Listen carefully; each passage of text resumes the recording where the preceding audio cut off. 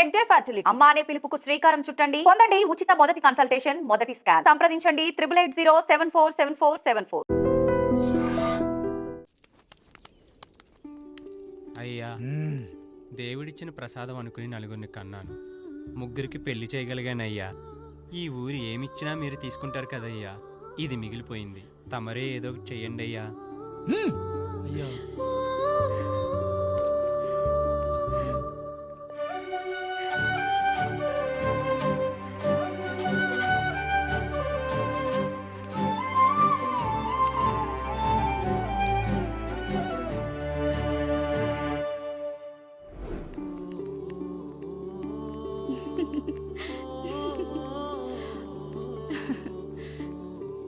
ఈ ఇల్లు, ఆస్తి, ఇంత గొప్ప భర్త, పిల్లలు చాలా ఆనందంగా ఉందండి.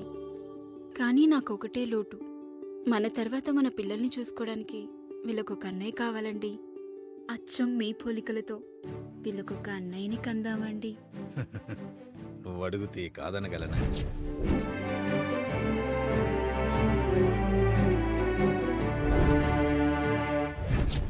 నానా, రాయుడెక్కడా? ఇప్పుడే వస్తున్నాను నాన్న.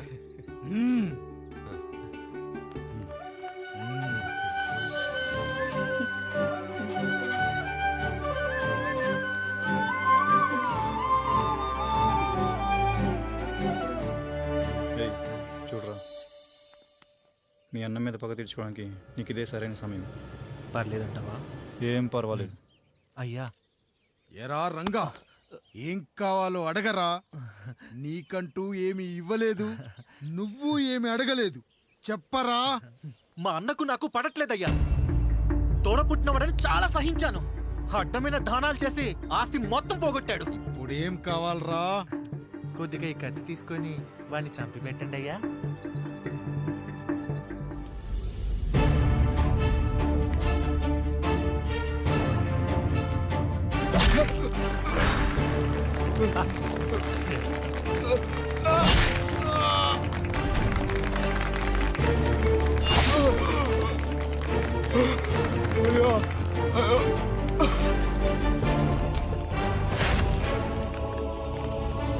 నాయుడు, అన్యాయంగా మా నాన్నని చంపేశావు.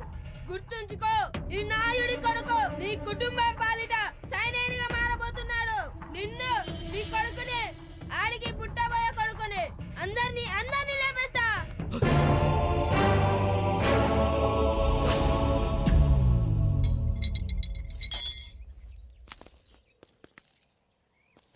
ఏం జరిగింది? మీరు హత్య చేసినట్టు ఇప్పుడే సమాచారం అందింది. తగిన సాక్ష్యాధారాలు పరిశీలించిన పిమ్మట మీకు యావజ్జీవ కారాగార శిక్ష, 2000 రూపాయల జరిమానా విధిస్తూ అరెస్ట్ చేస్తున్నాను. అయ్యగారు నా కోసం చేసిన త్యాగాన్ని హత్య అంటుందా మీ చట్టం? ఇదెక్కడ న్యాయం? మనిషికి ఇచ్చిన మాట నిలబెట్టుకుంటే అరెస్ట్ చేస్తారా? ఏ దేశంలో ఉంది చట్టం? నన్ను ఏం చేయమంటారు రాయుడు గారు? 9వ తరగతి చదివి ఊర్లో గాలికి తిరుగుతున్నా నన్ను మీ మనిషి ఒకడు పోలీస్ స్టేషన్లో ఉండాలని నన్ను ఎస్ఐన్ చేశారు. సాటి మనిషిని స్వేచ్ఛగా హత్య చేసుకోవాలని దౌర్భాగ్య స్థితిలో బతుకుతున్నాం మనం. మీరు చేసిన ఈ గొప్ప పనిని అర్థం చేసుకునే సంస్కారం, విజ్ఞత, విజ్ఞానం మాకు లేవు సార్, మాకు లేవు.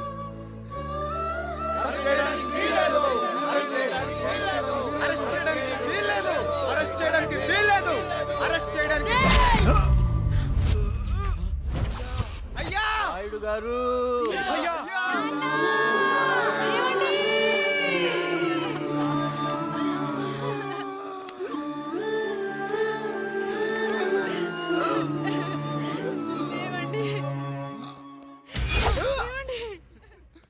నొప్పిగా ఉందిరా.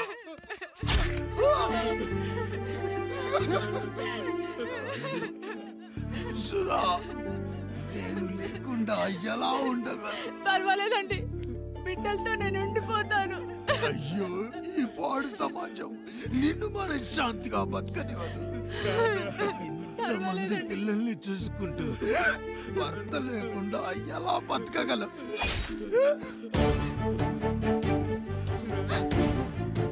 వద్దండి.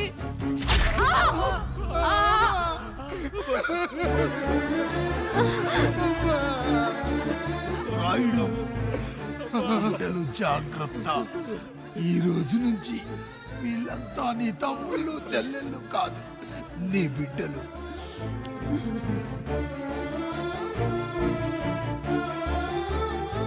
ఎక్కడికి వెళ్ళనరా. నీ కష్టం వస్తే ఒక్కసారి నాన్న అని పిలవరా. ఆ సమాధిలోంచి అయినా లేచొస్తా.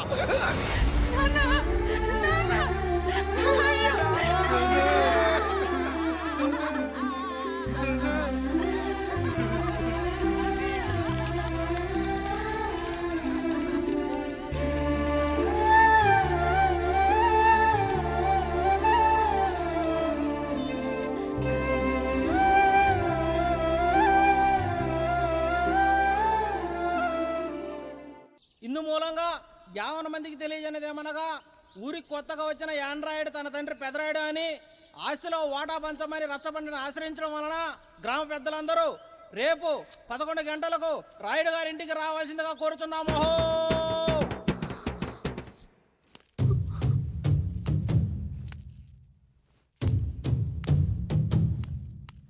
ఎందుకొచ్చారు?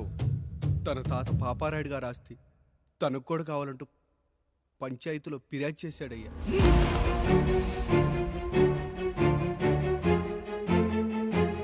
మస్తా గారు, ఆ దస్తావేజులు ఇవ్వండి. అయ్యా, మరి మా సంగతి ఏంటి? అడగరేంటి? అవునన్నయ్య. ఈరోజు మీ పన్మేష్ కొడుకొచ్చాడు, రేపు ఆ పాలదం కూతురు వస్తుంది.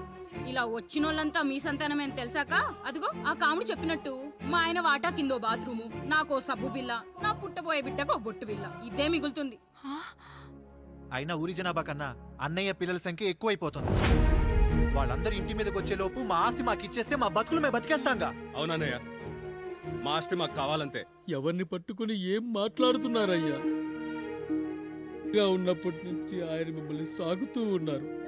ఈరోజు పెరిగి పండయ్యాక మా దారి మేము చూసుకుంటా అనడం న్యాయం కాదయ్యా, న్యాయం కాదు. ఏ ఆయన నీకో కొడుకునిచ్చాడా? వాడి పేరేంటి? ఐఫోనా? ఎరా, ఆస్తి కావాలా? 4 బ్రష్లతో తోముకుంటే ఎక్కడ విడిపోతామో అని నా బ్రష్ టూత్ పేస్ట్ నీకు త్యాగం చేసినప్పుడు అప్పుడు అడగాల్సిందిరా అన్నయ్య ఆస్తి కావాలి అని.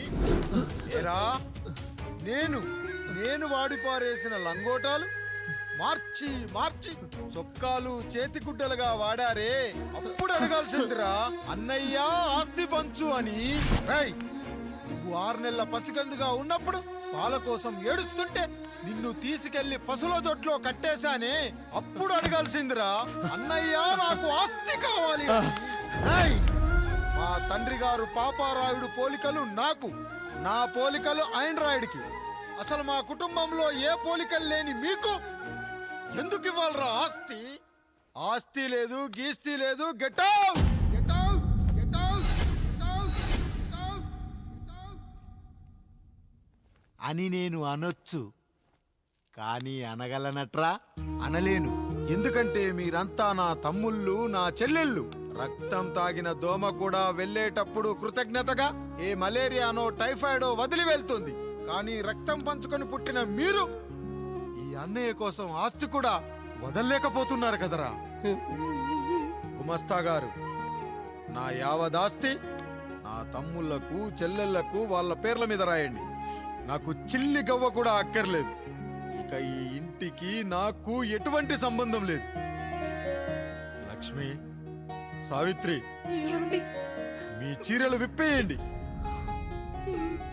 ఇక్కడికి వచ్చేటప్పుడు ఏ చీరలు కట్టుకున్నారో వెళ్ళేటప్పుడు కూడా అదే చీరలు కట్టుకోండి. వెళ్ళిపోదాం. దస్తావేజులు తీసుకురండి.